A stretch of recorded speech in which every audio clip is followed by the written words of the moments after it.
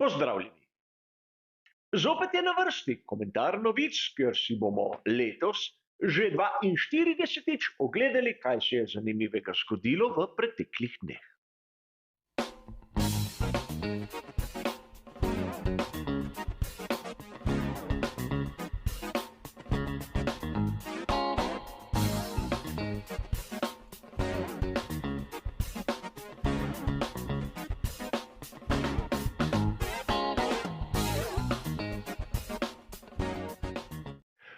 Tudi danes štirje različni sklopi oziroma štirje različne teme in kot običajno, kolikor vas zanima, kaj piše v tistih citiranih člankih, imate vse bližnjice navedene v samem opisu.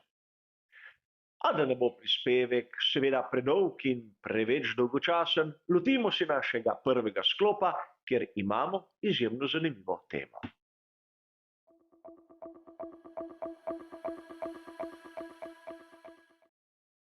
Verjamem, da je marsikdo izmed vas zasledil članke, ki govorijo o tem, da obdobje Helmuta Marka se verjetno končuje. Sam bi tu rad navedel izjemno podrobno analizo, ki jo je moč dobiti na spletnem portalu GP Blog in je bila objavljena 17.10. In treba je poudariti, da pravzaprav v svetu Formule 1, kot tudi drugod, nihče ni večen in nihče ni nenadomestljiv. Tudi Helmut Marko prej ali slej se bo poslovil. A treba je poudariti kar nekaj zanimivih točk. In prva je ta, da Helmut Marko pravno formalno ni zaposlen pri ekipi Formule 1.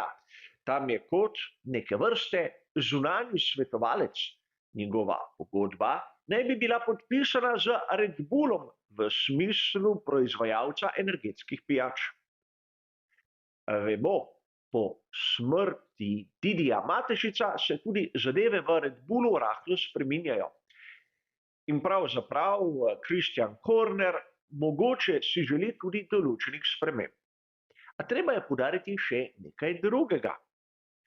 Namreč pred približno 3 meseci, 16. julija 2023, sem sam objavil prispevek z naslovom Konec ere Helmuta Marka. In začel sem se spraševati, kako tako pomembni viri, kot je na primer GP Blog, se sedaj po 3 mesecih oziroma četrtini koledarskega leta spomnijo teme, ki smo jo tu na kanalu že obdelali. In v bistvu argumenti so eni in isti. Ne domišljam si, da avtor GP bloga prepisuje od mene, ampak zanimivo je videti, kdo vse prepisuje od njih. A o tem seveda bolj podrobno kdaj drugič. Pojdimo k drugi temi, ki bo verjetno za marsikoga tudi malček kontroverzna.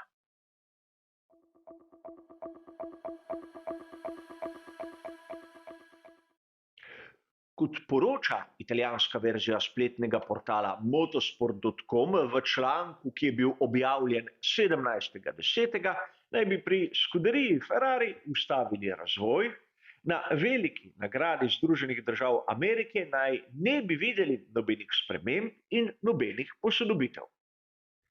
Verjetno marsikdo izmed vas pravzaprav ni presenečen, ni začuden. Ponavadi po poletnem premoru pri ekipah Formule 1 vidimo bolj malo dogajanja, kar se tiče samega razvoja, in Ferrari je v bistvu znan po tem, da po tistem premoru pravzaprav ne vidimo nič. A treba je tu poudariti, da pravzaprav sam Frederik Vasseur je dejal, kako bodo razvijali SF pomišljaj 23 do konca, da se bodo borili z Mercedesom za drugo mesto med konstruktorji. A bodimo realni, če so zares ustavili razvoj, kar bi bilo nekako logično, zakaj Frederik Vasseur je še pred nekaj tedni dajal take izjave. A po drugi strani se zopet vračamo na tisto, kar sem sam povedal v kar nekaj prispevkih. Raje bi videl, da v skuderiji Ferrari bi bili hitrejši kot na primer McLaren MCL60, ne glede na to, ali bi prehiteli Mercedesa ali ne v skupni razvrstitvi. Namreč v tem trenutku je McLaren tista druga najhitrejša ekipa in razvoj je treba gledati v luči naslednje sezone. A kot običajno, vsak ima svoje poglede, svoje mnenje. Meni je zanimivo to, kako iz tedna v teden pravzaprav prihajajo nasprotujoče si izjave. V prispevkih, ki bodo posvečeni veliki nagradi Združenih držav, bomo v resnici videli, ali pri Ferrariju bodo spremembe ali ne. In do konca sezone je še kar nekaj dirk.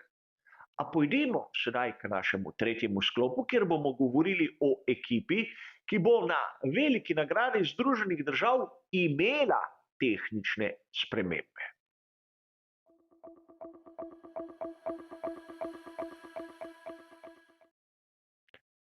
V tretjem sklopu se bomo ustavili pri ekipi Haas. Namreč, kot poroča spletni portal RaceFans 16.10., so pri tej ameriški ekipi pripravljeni na domačo dirko.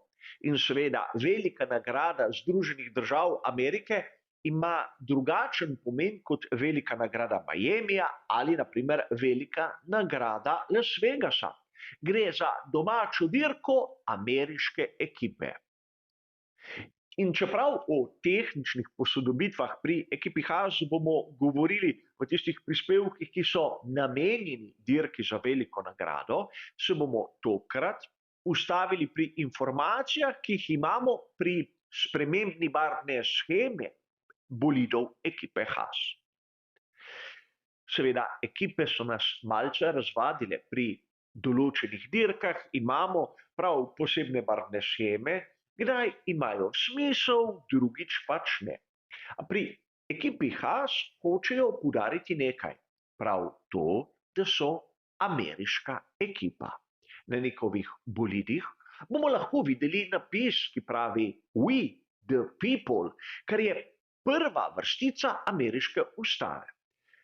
In čeprav se bo marsikomu to zdelo malce kičasto, to poudarjanje ameriških korenin, se moramo spomniti na vse tisto, kar smo slišali iz ust predstavnikov ekipe Andretti. Namreč o bodoči 11. ekipi na štartnem razporedu smo slišali vse in še več. Tudi to, da bodo prava ameriška ekipa.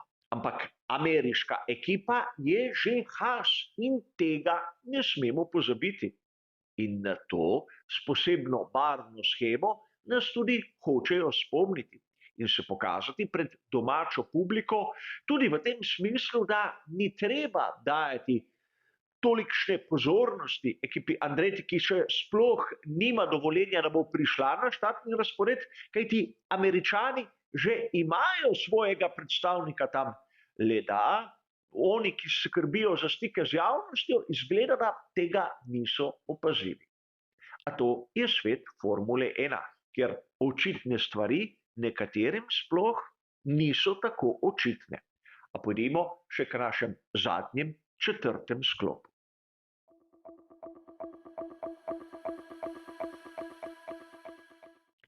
Na spletnem portalu motorsport.com v angleškem jeziku smo lahko 17.10.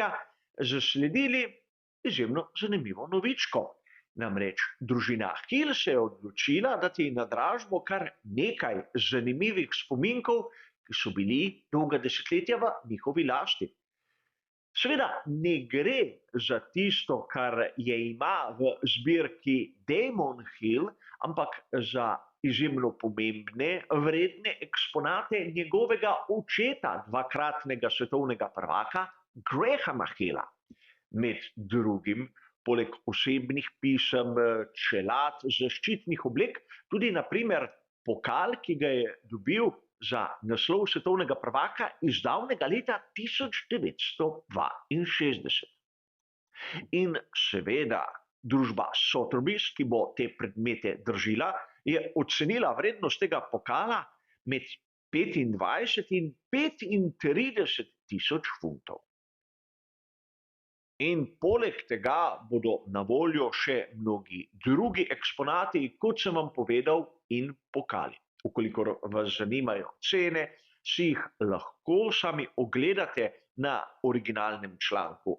A sam bi se tu rad vrnil k drugačni težavi, ki smo jo imeli v letošnji sezoni.